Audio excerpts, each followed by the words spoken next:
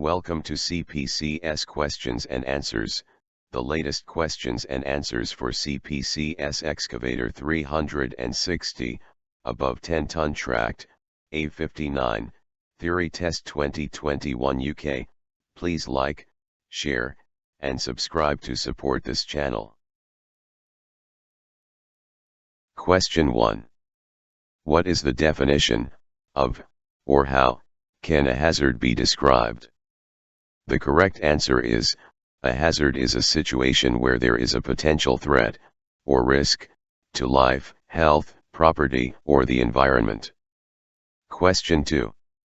What is the purpose of a risk assessment?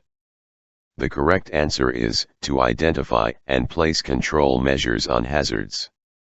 Question 3. List 6 typical subject areas that should be covered in a site induction. The correct answer is, in no particular order of importance: access and egress, accident reporting, confined spaces, buried services, contamination, welfare facilities, electricity, emergency procedures, escape routes, first aid facilities, excavations, fire procedures, method statements, plant and equipment use, lifting operations, working from at height, reporting procedures, reporting structure. Restricted or prohibited areas, safety signs and signals, site layout, waste disposal, smoking, toilets, traffic routes. Question 4. What 3 main duties of the Health and Safety at Work Act must employees follow? The correct answer is, A. Take reasonable care for themselves and others who may be affected by their actions. B. Cooperate with the employer. C. Not intentionally or recklessly interfere with health and safety issues. Question 5. What does the Health and Safety at Work Act require employers to do with regards specifically to plants? The correct answer is, provide and maintain plant that is safe and without risk to health. Question 6. A. What is the purpose of a method statement, and B. What is required of the operator? The correct answer is, A. A document that gives specific instructions on how to safely perform a work-related task, and B. Comply with the method statement. Question 7. Name 4 different types or levels of sanctions that can be applied, by employers and judicial bodies, to plant operators who do not comply with, or follow legislation and regulations. The correct answer is, verbal warning, written warning, dismissal, prosecution. Question 8. Plant operators are generally regarded as safety-critical workers. What does this mean? The correct answer is, their actions, with the machine, could have significant health and safety consequences on themselves and others. Question 9. Name 3 ways in which an operator can minimize their impact upon the environment whilst using the machine. The correct answer is, efficient use, lower engine speed, well-maintained machine, correct disposal of waste, no spillage of fluids, bio-oils, or fuels, prior planning for work tasks for efficiency. Question 10. In what situation does a hard hat not need to be worn when operating a 360 excavator? The correct answer is, only when sitting in an enclosed cab that meets FOPS criteria. Question 11. The operator has to fit and use a new bucket using a quick hitch coupler that they are unfamiliar with. What do regulations, PUWER 98, and other guidance require the operator to have? The correct answer is, sufficient information, instruction and training on that type. Question 12. What are the possible outcomes if being prosecuted, by judicial bodies, for not complying with legislation and regulations? The correct answer is, case dismissal, fine, imprisonment. Question 13. Give 2 examples of where the work at height regulations may apply to 360 excavator operations. The correct answer is access or egress to the cab, access or egress to the engine compartment, boom maintenance, greasing boom, dipper components. Question 14. How can a qualification or card benefit a plant operator? The correct answer is credibility, proof of skills, employment prospects, promotional prospects. Question 15. Name 3 ways that a plant operator can contribute in ensuring repeat business with the client or main contractor. The correct answer is work safely, efficiently, complying with method statements, punctuality, cooperation with other workers. Question 16. Where should the excavator's operator's manual be kept and why? The correct answer is at a place, preferably on the machine, where the operator can have easy unhindered access to the manual. Question 17. If the operator has to top up the hydraulic oil, state 2 precautions to ensure cleanliness of the system. The correct answer is clean the filler access cap and area before removing and transfer oil into the tank using clean equipment. For questions 18 and 19, the operator's manual for the machine being used for the test must be available for reference by the candidate. Question 18. Using the operator's manual, state the figure for setting track tension, for wheeled units, state the tire's operating pressure. The correct answer is, as per the manual. Note, the page number of the manual must be quoted by the candidate verbally for the recording. Question 19. Using the operator's manual, state the cold starting procedure for the machine. The correct answer is, as per the manual. Note, the page number of the manual must be quoted by the candidate verbally for the recording. Question 20. State the purpose of the check valves located on the boom cylinder rams. The correct answer is, to prevent the boom lowering unintentionally when the engine stops or a pipe bursts. Question 21. What is the purpose of a roll or ROPS frame? The correct answer is, to provide some protection to the operating position, as far as is reasonably practical, in the event of an overturn of the machine. Question 22. If checking the oil level using a dipstick, why must gloves be worn? The correct answer is, can prevent skin diseases and prevents contamination of oil onto the operating controls and cab. Question 23. Apart from the operator, who else may need to use the machine's operator's manual? The correct answer is, supervisors, planners, maintenance staff, low-loader drivers. Question 24. What is the purpose of the counterweight of the machine? The correct answer is, to minimize the overturning effect of the load for the configuration. Question 25. During work, the engine starts to overheat. Explain the danger if someone tries to remove the radiator or expansion tank cap. The correct answer is, the cooling system is normally pressured, and removing the cap can allow hot water to escape uncontrollably with the potential for causing severe burns. Question 26. If both travel levers, or travel pedals for wheeled machines, are pushed forwards when the track motors, or driving wheels, are in front of the cab, in which direction would the machine move? The correct answer is, rearwards. Question 27. If the machine is being traveled or working on the public highway, including adjacent pavements and verges, the Road Traffic Act applies. A. What type of license and which classes should the operator hold? B. What is the minimum age allowed? The correct answer is, A. UK, or approved, driving license bearing Class B and Class H, tracked endorsement. Wheeled machines do not require Class H, and B. 21 years of age. Question 28. When must a banksman or a signaler be used before moving an excavator? The correct answer is, when the operator is unable to face the intended direction of travel reversing. Question 29. Why must the seat belt be worn, even with the cab door closed? The correct answer is, in the event of a rollover, as far as reasonably practicable, keeps the operator within the confines of the operating seat, which may minimize injury by not being flung around. Question 30. Give 4 reasons that may cause the machine to tip over forwards or sideways.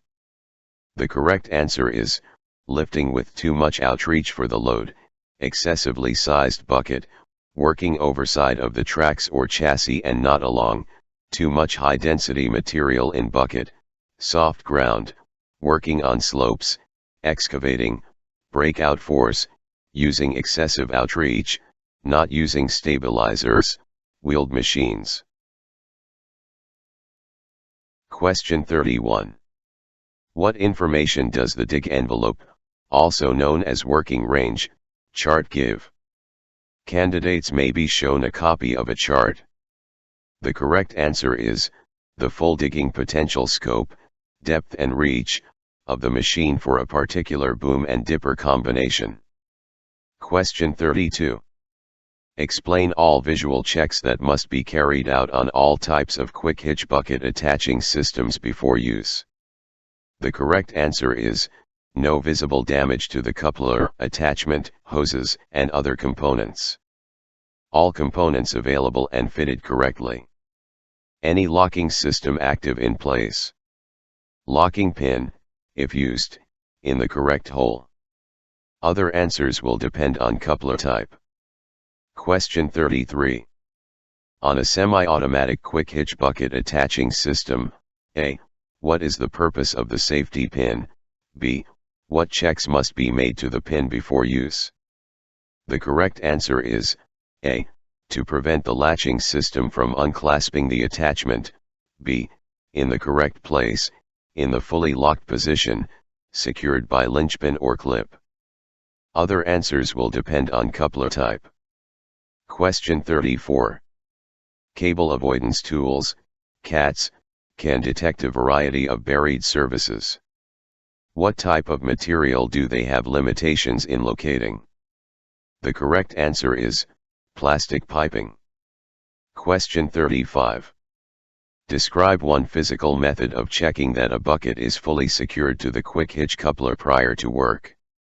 The correct answer is, rotate the bucket throughout the full working range several times or place the bucket lightly on the ground and try to unhook the coupler from the bucket through machine movement. Other methods may exist which can be accepted by the tester. Question 36. Name 2 types of equipment used to ensure that excavation levels, measurements, and positions are to the required specification. The correct answer is, travelers and boning rods, laser leveling devices or GPS boom height sensor devices. Question 37. When working in a confined area or space, A. What danger can be present with regards to the counterweight of the machine? B. What is the recommended minimum distance? C. What measures must be implemented if the gap is less? The correct answer is, A. The gap between the counterweight and a structure being reduced or contacted the object or structure when slewing. B. At least 600 mm. C. Ensure sufficient clearance or block off access routes. Question 38. If setting up to excavate in a confined area, name 2 things should be taken into account before starting. The correct answer is, spoil placing, egress of the machine after excavating, proximity hazards, able to excavate to required length or depth. Question 39. What particular and specific hazards can affect the stability of the machine when working on old industrial brownfield sites? The correct answer is, old workings, soft ground due to contamination. Question 40. If setting up to work in a pedestrianized area, state 3 factors that need to be taken into account. The correct answer is, physical segregation of pedestrians from work, machine movements, noise, fumes. Question 41. The operator is asked to excavate a new trench. State 5 different requirements that must be considered or implemented before work commences. The correct answer is, shoring requirements, checking for underground services and hazards, authorization to work, permit to work, proximity hazards, access to method statement, spoil location, trench specification and location, access and egress routes for the machine, starting and finishing points of the trench. Question 42. Before manually changing any bucket, A. Where should the bucket be positioned, in relation to the ground, before removing the final pin? B. Why? The correct answer is, A. Resting on the ground so unable to fall. B. Could strike or trap any part of the body. Question 43. With regards to lifting accessories, irrespective of who supplied the accessories, what 3 factors should be ensured before the accessories are used? The correct answer is, the accessories are serviceable, certificate, are correct for the load, and able to support the load. Question 44. A. What is the recommended minimum distance to be kept away from overhead power lines mounted on wooden poles when setting up the machine? B. Explain why a distance should be kept. The correct answer is, A. 9 meters plus the length of the boom. B. High voltage electricity can arc across large gaps in certain conditions. Question 45. If a trench has a depth of 2 meters, A. What is the minimum distance to maintain from the edge of the trench when placing spoil? B. Explain why. The correct answer is, A. At least 2 meters. B. Lesser distance may cause trench collapse. Question 46.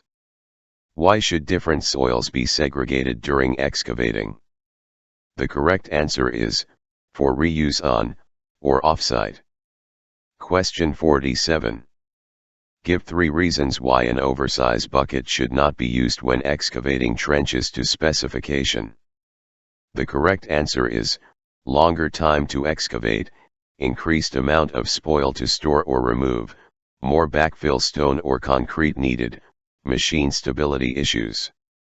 Question 48. A. Why should the slewing direction be to the left wherever possible? B. Explain why. The correct answer is, A. The operator normally has a clearer view. B. The right side is obscured by the boom. Question 49. Why must excavator operators not begin to load vehicles until the forward tipping dumper driver is clear of their machine? The correct answer is, the bucket of the machine or load may contact the driver. Question 50. What makes up the total, or gross, weight of a load that is to be lifted? The correct answer is, weight of the load itself, weight of the lifting accessories and weight of the bucket and quick hitch coupler, if not already accounted for in the lifting capacity chart. Question 51. Using the lifting capacity diagram Annex A. If the machine is equipped with a 2.5 meter long dipper, what is the maximum lifting capacity in tons at 6 meters radius over the sides of the track with the load at 3 meters height? B. If a longer dipper is fitted, what effect does that have on the lifting capacity? The correct answer is, the annex will be provided by the tester at the test. Question 52. What factors determine the shoring requirements of a trench? The correct answer is, soil type, trench depth, working in trenches, weather. Question 53. Give 2 reasons why, wherever possible, operators should excavate ground in layers. The correct answer is, creates a cleaner cut, minimizes overspill, more efficient bucket fill, reduces risk of damaging unknown buried surfaces. Question 54. If a yellow-colored marker tape is unearthed during excavating, which 2 types of surfaces could this indicate? The correct answer is gas and electricity. Question 55.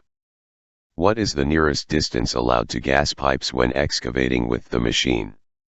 The correct answer is 0.5 meters. Question 56. When slewing with a load, where should the operator be looking? The correct answer is ahead of the load. Question 57. What is the meaning of this hand signal being demonstrated by the tester? The correct answer is slew in the direction shown. Question 58. Explain a possible danger if the excavator is lifting a load on sloping ground, even though the load chart indicates that the machine can lift that load. The correct answer is the load to machine radius increases working downhill, possibly causing the machine to tip. Question 59.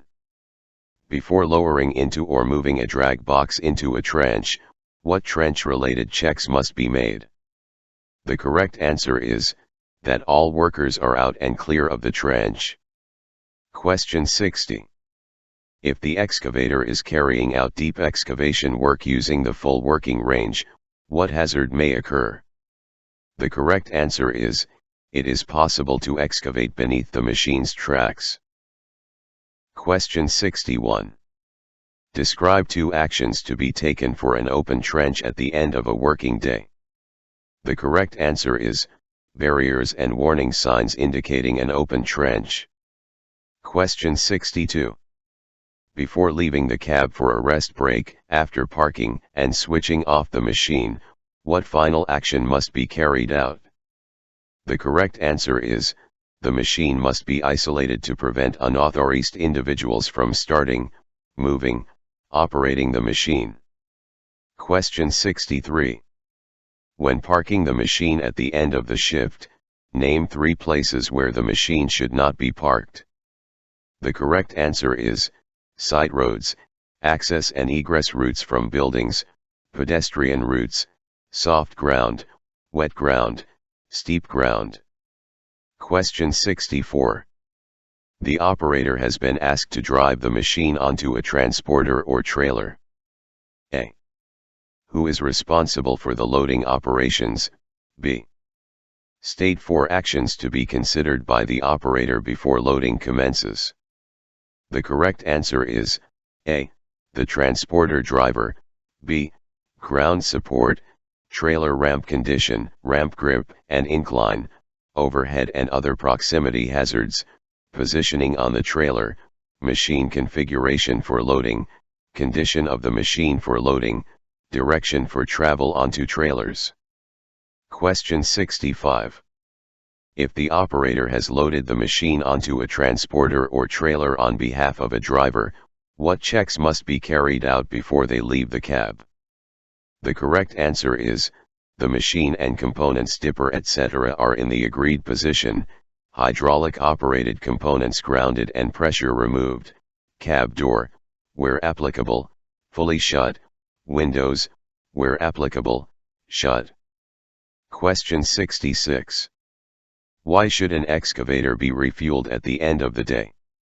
The correct answer is, to minimize condensation buildup in the fuel system. Please don't forget to like, share, and subscribe to support this channel. Thank you for watching and good luck for your test.